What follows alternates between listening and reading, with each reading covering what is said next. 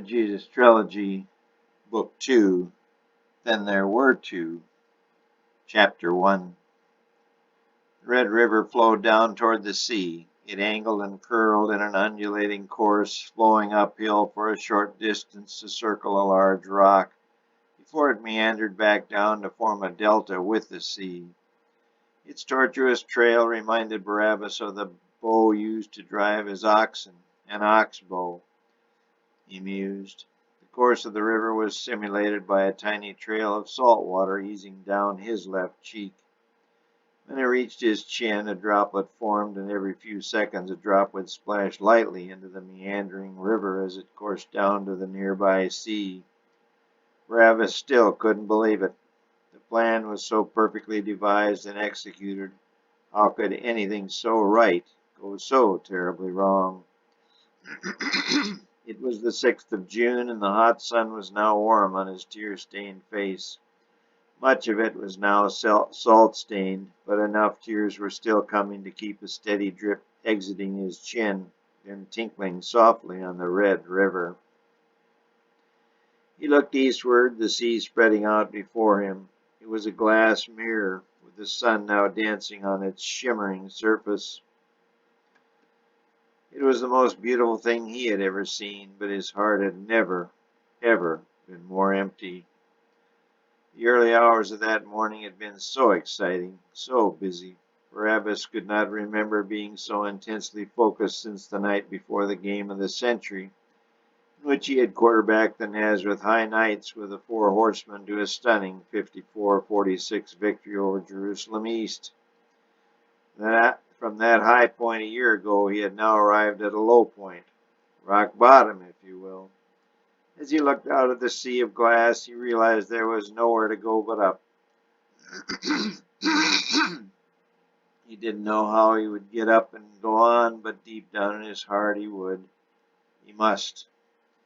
The stroke of midnight earlier this day was a signal for the 6 Points band to begin its work. Though the name was still 6 Points, they were down to 4 points this night. Rowe remained in prison for his part in the diamond heist earlier in the year. Tara had died at the hand of God himself while watching Rowe navigate the temple wall. Only Omar and Gadara were with he and his father Abel this night. Old Uz never took part in any of the group's escapades. Too old to fight, but not too old to plan. The plan they had devised should have worked perfectly. The four had worked their way over the south wall of the city of Capernaum. They chose not to leave by the gate so as not to be seen by anyone. The four, Abel, Barabbas, Omar, and Gadara, made their way a half-mile south of the city and waited for dawn under a brushy area lining the small brook of Kidron, which entered the Sea of Galilee at that point. By the time they had arrived at the little brook, it was only an hour before first light. Abel quickly checked the stash of weapons buried under some rocks in the shallow stream bed.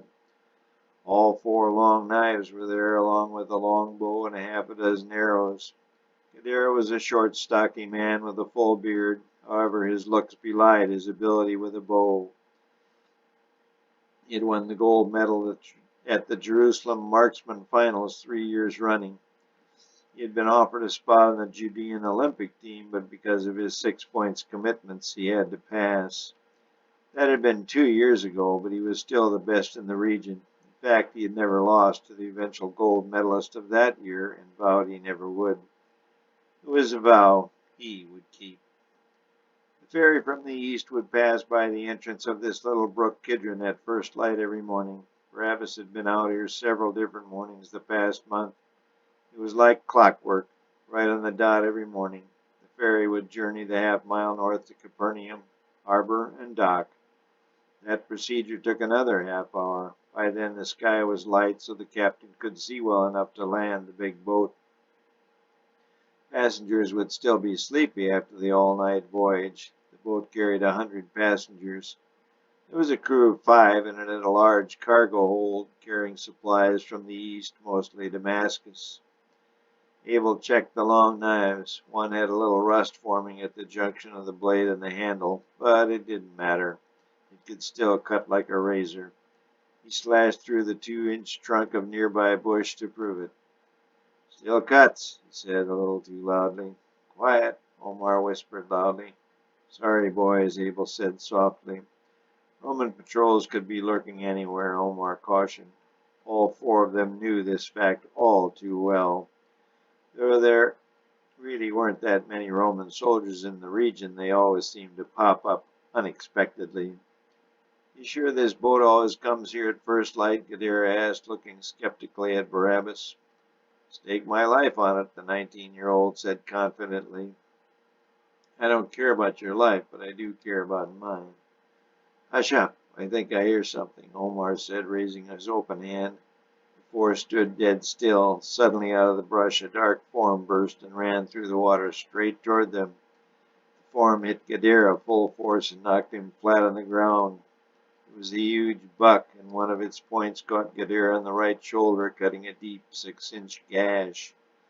The buck for some reason had not seen them, but when he came in contact with Gadara, he realized they were there, and he took off like a shot. The other three rushed to Gadara. Abel dug a cloth from his pocket and put pressure on the wound, now oozing blood at an alarming rate. The pressure seemed to slow the bleeding. Omar shook Gadara and slapped him in the face. Gadara responded, though he was quite woozy. Barabbas helped him prop up Gadara against a tree and took over holding the pressure cloth on the wound. The blood soaked through the cloth and now was covering Barabbas' left hand.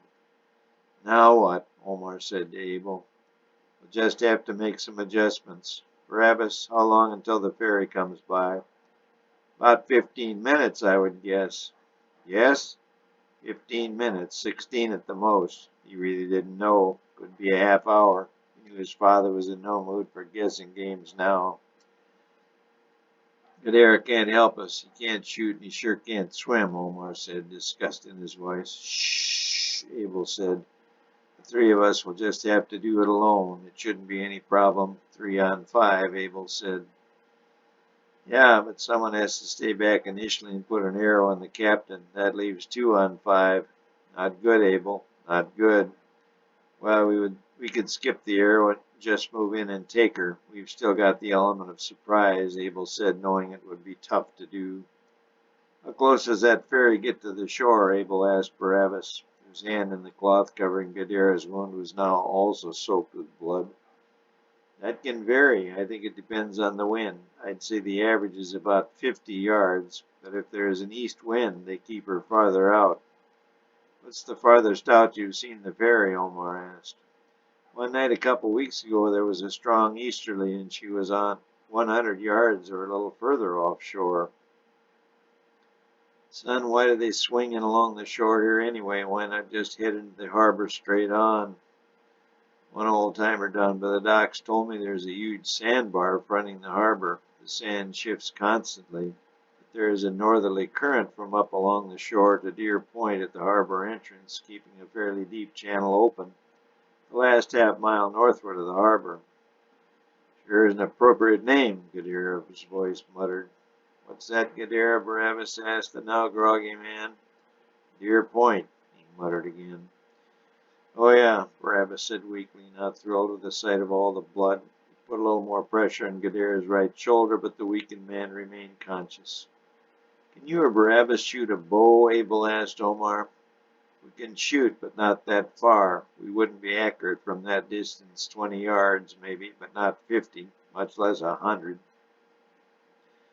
wish I had a football, Barabbas said softly. What? Abel asked. I wish I had a football. I'd nail him dead. Fly right off that boat into the water. Well, we don't now, do we? Omar said, his voice full of sarcasm. About a rock? Abel asked. Yeah, son, a football-shaped rock, or maybe a smooth one. Yeah, so you can be like King David and slay Goliath, Omar said sarcastically again. Maybe you got something there. My arm is still strong. When we get near the boat, I can use the rock and nail him. That will keep our odds at 3 to 4. That would sure help, Omar said. Dad, come and hold this cloth while I look for some stones. As the two exchanged positions on the shoulder of Gadara, he roused momentarily. I can still shoot, he mumbled. I'm sure you can. We will just take a little insurance." He was surprised that Gadara had heard the prior conversation. He checked his pulse. It was faint at best. There was a lot of blood on the rag and on Gadara's chest. He quickly took the rag and dipped it in the stream. The water ran red with blood. He then put it back on Gadara's shoulder, but even for that short time a lot of blood oozed out. He guessed the point of that bucket hit a big vein. If the animal's horn had hit an artery, it would either bleed out or rapidly killing Gadara, or spasm and quit bleeding altogether. But this wound kept on oozing steadily like a faucet that couldn't be shut off. Travis was searching in the dark for stones in the brook. There was a half moon still fairly high in the western sky, but he still couldn't see all that well, so he had to go by feel. He found a few, but wasn't sure they would work. Then he felt deeper into the stream and found a nice, smooth, flat one, nearly perfectly round. "I got it," he said. "Got what?" Abel asked. "I got a good one. We'll take a few extras just in case." Travis took the good one and 4 others. He put them in his pocket of his loincloth. Then he peered out at the bank and thought he saw something move. Yes, faintly, but it was moving slowly toward them. "It's the ship, Dad," he whispered.